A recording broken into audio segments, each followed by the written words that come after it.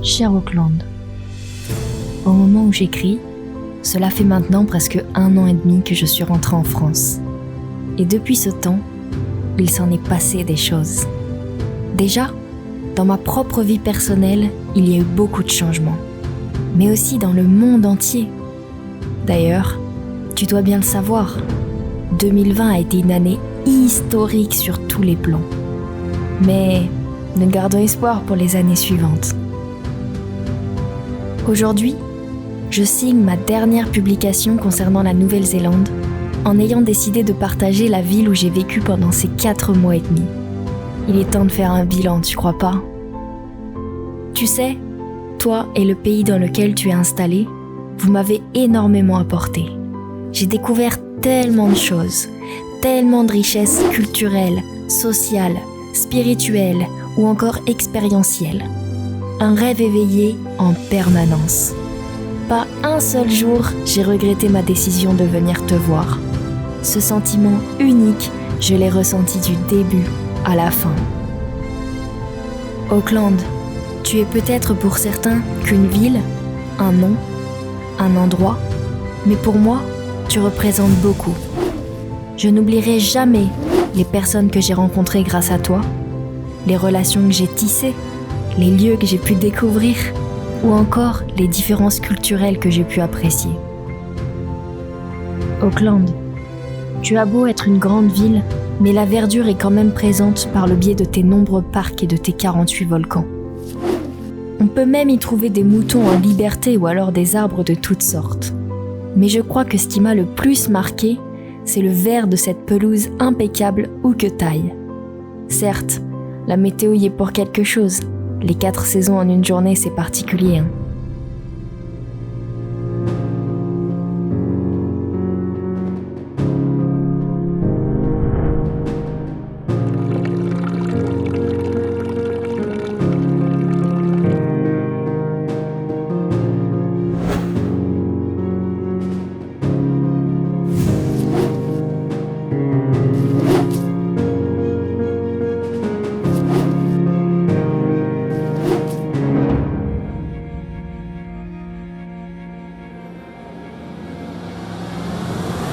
Bon, grande ville, pas tant que ça finalement. 1,5 million d'habitants, c'est toujours plus petit que Paris. En revanche, même si tes grands buildings et ton aspect de ville comme dans les films peuvent faire penser que t'es immense, ton centre-ville, enfin que dis-je, ton CBD, est quand même faisable à pied pour la majeure partie.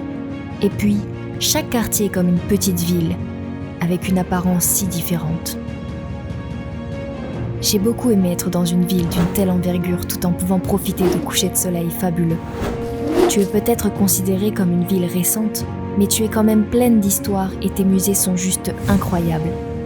Et cette tour, la Sky Tower qui marque ton emblème à travers le monde, donnant une toute autre vue quand tu es en haut.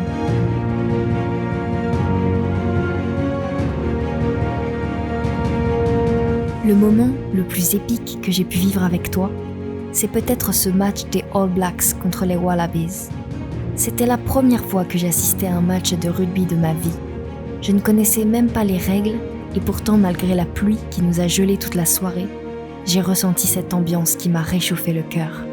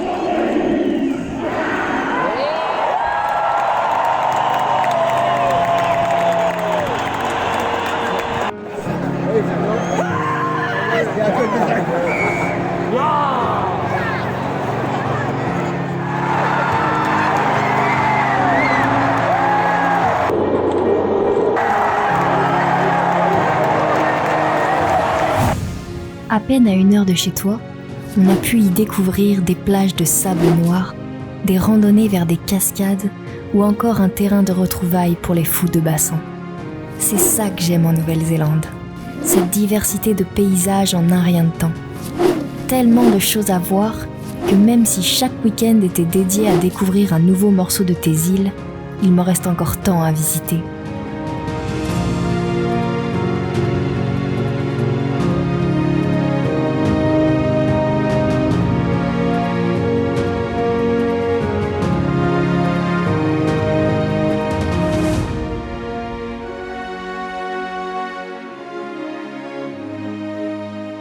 Des fous rires, des conneries, des souvenirs, mais aussi des pleurs, surtout au moment de partir. Tout ça constitue mon voyage en Nouvelle-Zélande.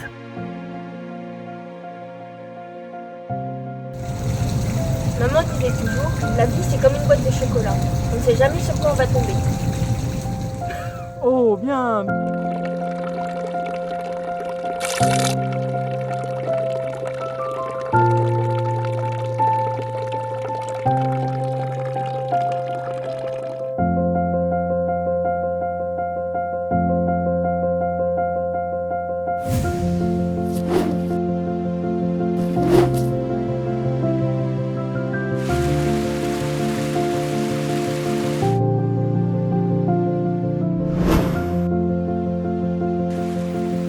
Je n'ai eu la chance de te découvrir qu'en hiver, mais qu'est-ce que tu dois être belle au printemps et en été. Auckland, je t'ai dit ce que j'avais sur le cœur. Tu me manques et je te promets que je reviendrai. Il est maintenant temps d'ouvrir une nouvelle page vers de nouvelles aventures.